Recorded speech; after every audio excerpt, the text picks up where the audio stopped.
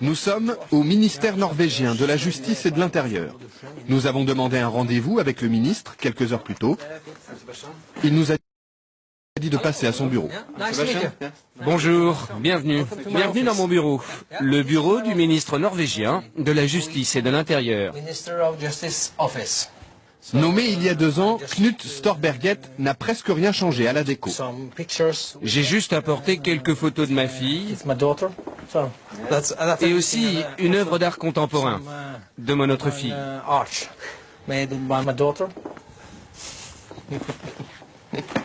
Et le reste du bureau est très simple. Vous trouvez? Oh, moi je trouve ça parfait. Ça vous suffit? Absolument. Je suis très fier de mon bureau. Parfois, le ministre finit sa journée un peu plus tôt que d'habitude.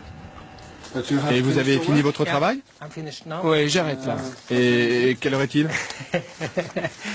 Ne le dites pas au Premier ministre, mais il est 15h15. Il est temps d'aller chercher mes enfants à l'école et à la crèche. À 42 ans, Knut est l'un des ministres les plus importants du gouvernement. 20 000 fonctionnaires sous sa responsabilité. Allons-y. Pourtant, il s'en va seul, sans garde du corps.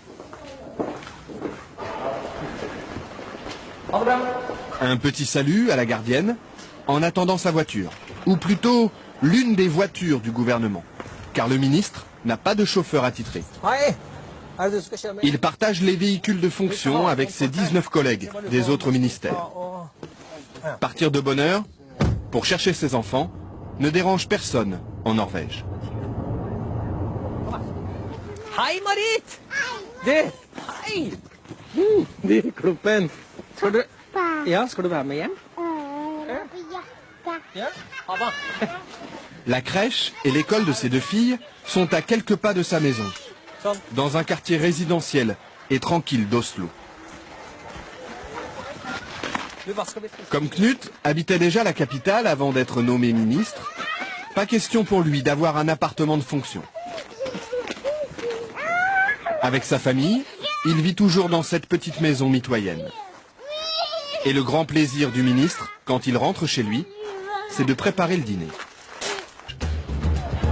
La Norvège, un vaste royaume peuplé d'à peine 4 600 000 habitants. Monarchie parlementaire où les citoyens tutoient leurs députés et leurs ministres. Un pays riche de son gaz et de son pétrole. Mais la Norvège, c'est aussi une culture de protestants rigoristes. On ne badine pas avec l'argent public.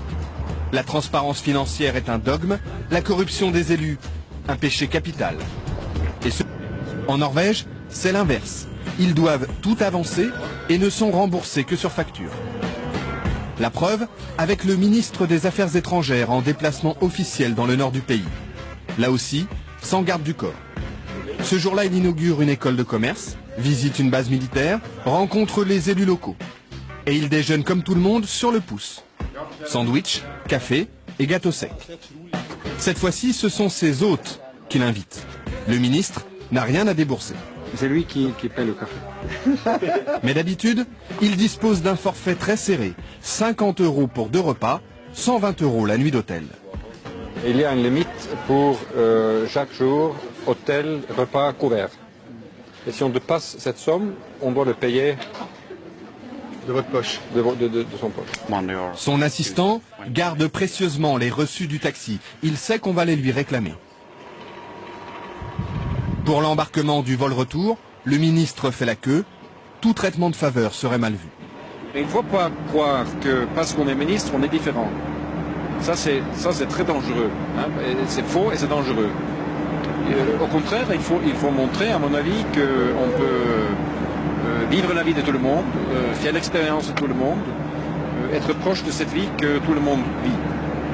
Parce que ça donne à la fin une crédibilité à la politique qu'on essaie de mener.